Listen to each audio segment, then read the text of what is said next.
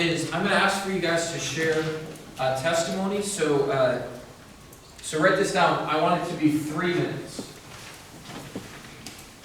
So the one that I just gave was probably about 5 minutes, but I'm old, so I get an extra 2 minutes to explain my life. But 3 minutes isn't as easy as it sounds. It's very easy to go and ramble on and go way too long, or to go really short and to really miss what's going on. And so I want to give you a little bit of the substance for your testimony. So the first thing I want you to write down is God is the main character. So write that down. God is the main character.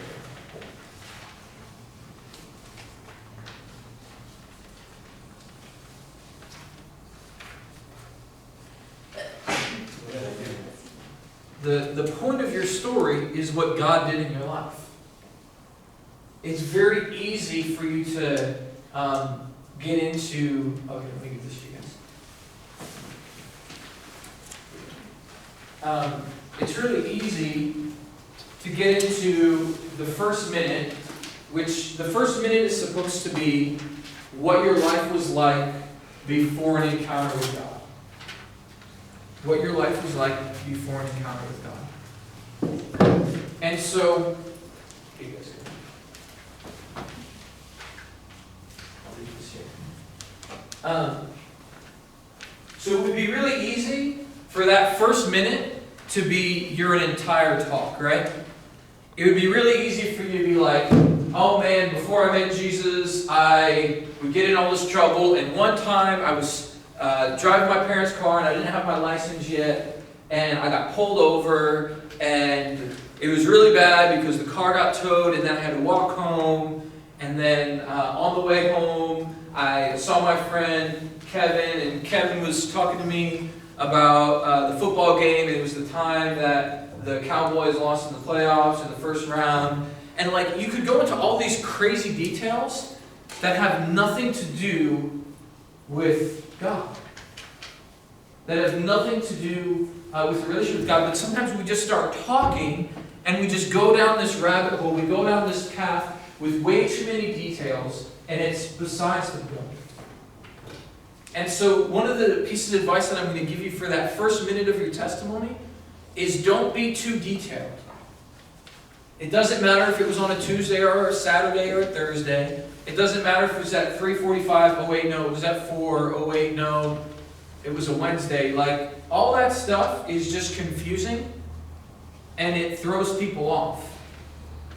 The other thing you don't need to do is you don't need to go down the road of what grade was I in. I was a freshman, oh wait, no, was I a sophomore, oh wait, it was halfway through freshman year. Like, don't get lost in all the details. You want to tell a clear story. The other thing that I'm asking for you to do is to not use specific names. In my example, I failed to do that, but you guys are going to do better than me. So, but don't say like, oh, my friend Kelsey invited me to this retreat, and because then everybody looks around and they go, is Kelsey here? Who's Kelsey? Is the Kelsey that I know from school? And like, you start to go down this path of things that are just distracting. And so when you're telling your testimony, you want it to just be clear, to be simple, and to be about God. The other thing I want you to write down and underline is do not glorify sin. Do not glorify sin. And what I mean by that is sometimes people can boast about their past. You know?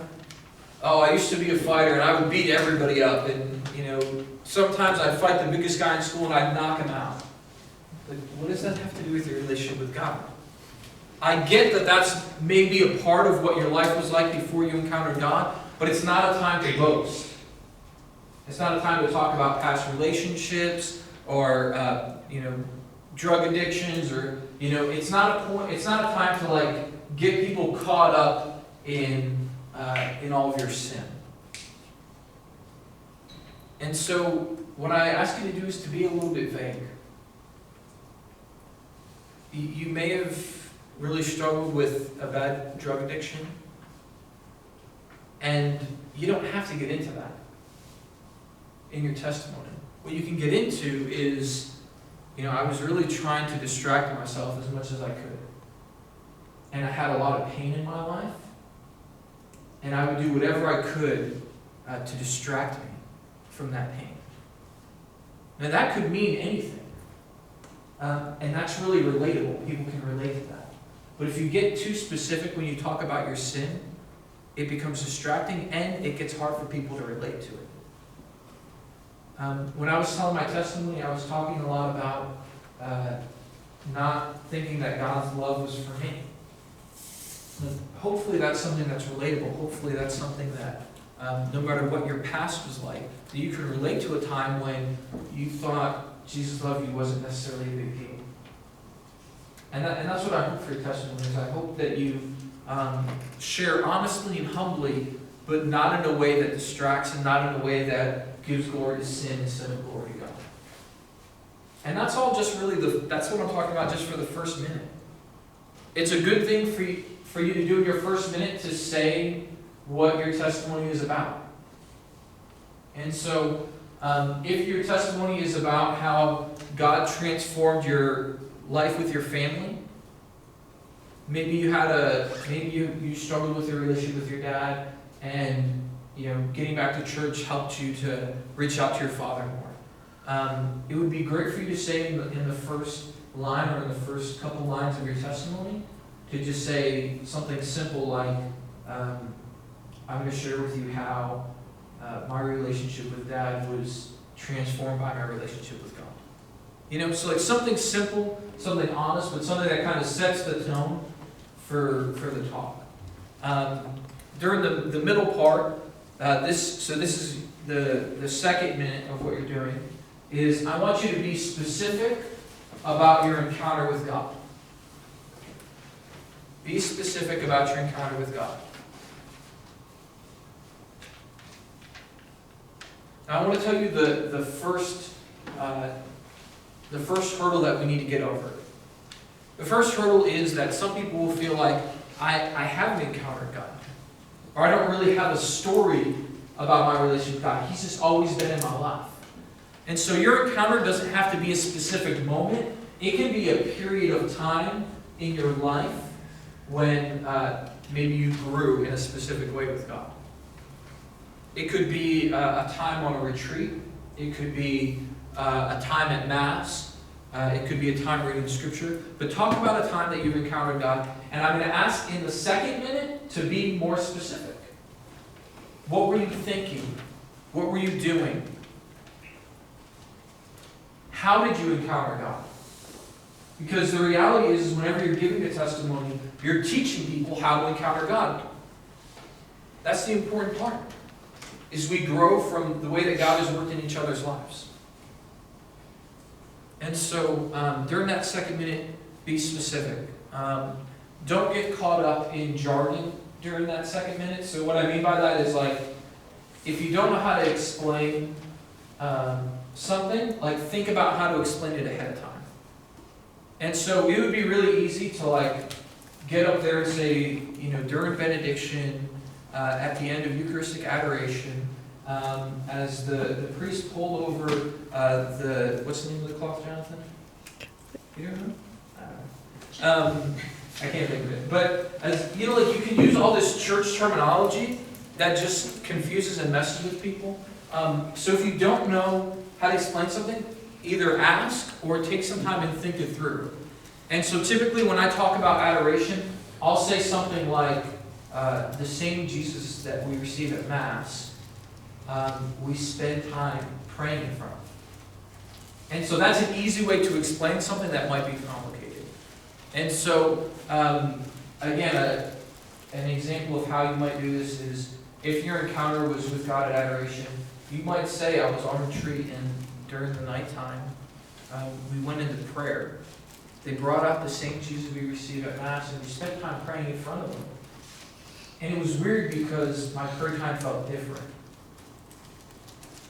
And I really felt the weight of God and I started to think about, and then you just say what you thought about. But I want you guys to wrestle with that middle part, okay? So write in big letters, pray. I want you to pray about this.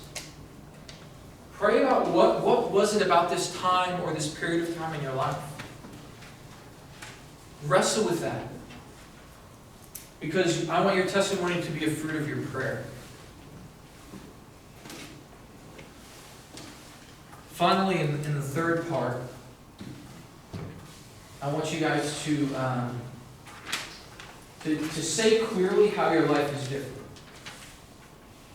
So an important part of that is not pretending like everything was perfect. Because I've heard people give testimonies like this where they say, oh, I was a terrible person and I used to get in gang fights and I robbed a car and I killed 3 police officers. And then I went on this very retreat and I left and everything's better. The end. And everybody gets up and they stand and they clap and like, wow, that's such a powerful testimony. But we don't necessarily learn anything about the love of God. We don't learn anything about who Jesus is. And I want you guys to be messengers of Christ. I want you guys to deliver Christ to people, not just deliver a fun story. Not just be dramatic, but to really talk about Christ. And so when you're talking about your third minute, be honest. You know, I got off that retreat and it was really awesome for a while. I got off the retreat and I felt great and I started to pray. And over time, it started to slip away again. But you know what? I'm fighting and I'm trying to get back on my feet. And it's not easy to be a Christian, but I know that it's the right thing to do and I'm going to keep moving forward. And I ask you to move forward with me. That kind of thing is really honest. It's genuine. Because you know what's scary? Is if we got up and we told people, I went on a retreat, Jesus changed my life, and now everything's perfect, we're setting people up to fail. Because they're going to leave, everything's not going to be all right, and then they're going to be like, man, I must have done that Jesus thing wrong. Or Jesus must not love me because everything's not perfect. Sometimes things are harder. But just because things are harder doesn't mean that Jesus loves you. And so, the third minute is just a time to be realistic. A time to encourage the people you're talking to say that they're not in this alone, that we're working on things together, and that we need each other. It's also a good thing to share maybe the resolution of what you were struggling with. And so, in my story, I was struggling with understanding that God loved me individually. And so the resolution, I should say something like, you know, how important that understanding is to me now. For you, if you're talking about maybe a relationship with a family member, give a realistic, but give a resolution. You know, I was struggling with my relationship with my dad. I went on a retreat, felt the love of God, and you know, now I'm really trying to be a better son. And I know that my dad's not perfect, and I'm trying to forgive him. You know, but like, let's try to give people a sense of hope, but let's be realistic. So again, that's a lot to think about. That's a lot to kind of wrestle with. Do you guys have any specific questions? So we can have no cards. You can. I'm okay with that. The hope is that you get used to sharing it, but like in this circumstance, it's okay. The other thing that I always, if you're a young apostle, you'll be familiar with this, but we always talk about in young apostles is like we want to be testimony ninjas, you know. So like you want to be in a conversation with somebody and be able to like sneak in your testimony, you know. So like maybe you're talking to a friend at school and they're telling you how they're struggling with their family, and in a way that's not obvious or weird, but to say like, you know, I was really struggling with my family and like I started praying and it really made a big difference. And they might ask you, or like if your friends ask you like, you know, why do you go to church all the time? That should be like big blinking lights like, time to tell them a story about my relationship with Jesus, you know.